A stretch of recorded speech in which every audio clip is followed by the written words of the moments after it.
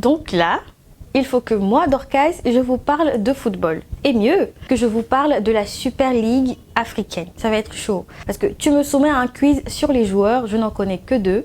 Cristiano Ronaldo et Lionel Messi. Et puis, j'aime juste crier au but quand tout le monde le fait. Hein. Mais bon, on va essayer.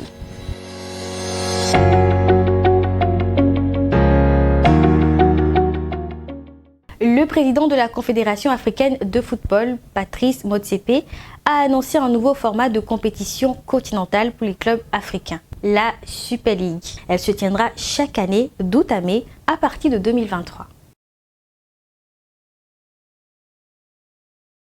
Sur le modèle, la compétition va regrouper 24 clubs issus de 16 pays différents répartis en 3 groupes de 8 selon des critères géographiques.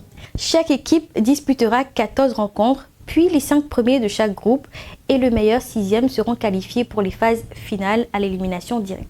Au total, 197 matchs à disputer pour conclure avec une finale sur terrain neutre. Je m'en sors plutôt bien, hein?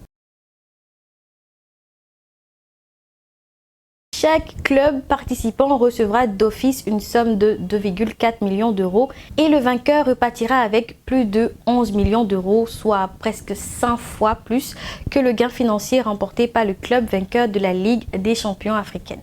Et tout ça sera financé par les sponsors et les droits de diffusion. Mais en gros, la dotation estimée par Patrice Motsepe s'élève à environ 97 millions d'euros.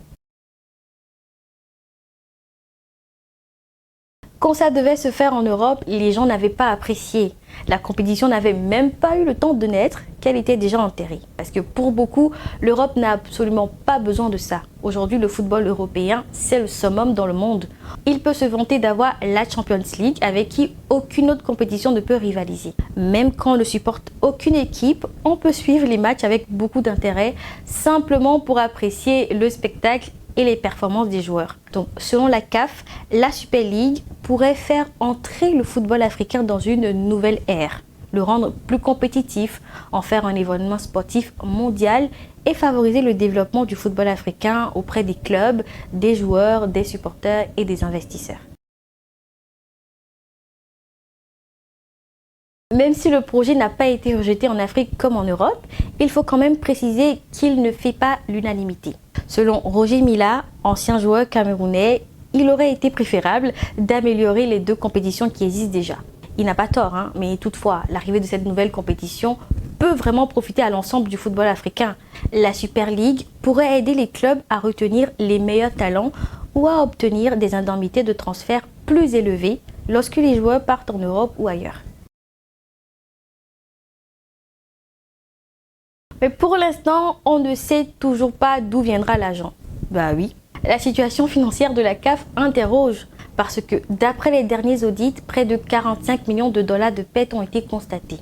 Une perte justifiée par plusieurs raisons, dont la pandémie de Covid-19, l'augmentation de la masse salariale et la rupture d'un contrat pour la commercialisation des droits médias et marketing. Donc, il reste du taf. Il va falloir encore débaucher un ou plusieurs sponsors officiels ainsi qu'un contrat télé avec un diffuseur. Ce sujet, on m'a forcé à le faire et je donnerai des noms plus tard. Mais bon, je crois que finalement, je m'en suis plutôt bien sortie. Et là, je suis remontée à bloc. Donc rendez-vous ici en 2023 pour décortiquer ensemble chaque match. Et avant, je vais apprendre la différence entre les coups francs et les hors-jeux. À bientôt!